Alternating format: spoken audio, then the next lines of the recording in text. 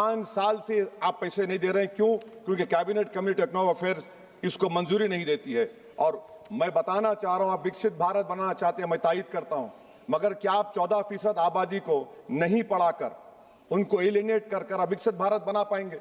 विकसित भारत उसी वक्त बनेगा सर जब मुसलमान समाजी, इक्तिसादी, तालीमी और माशी तौर पर ताकतवर होंगे। मगर अफसोस के साथ कहना पड़ा, सच्चाई है कि सरकार नहीं चाहती ये हो।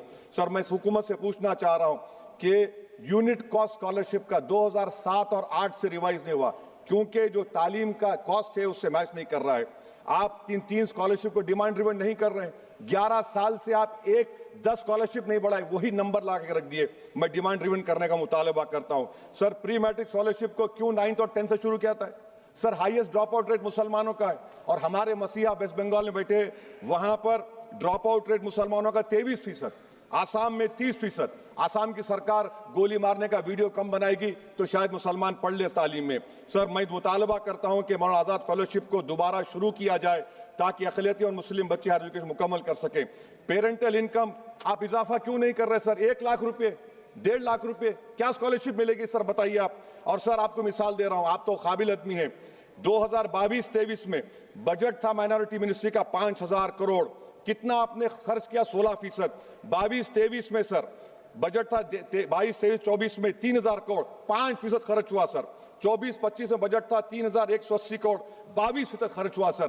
पीएमजेवी के स्कीम है 1914 करोड़, उसको आपने कम कर दिया 1565 करोड़।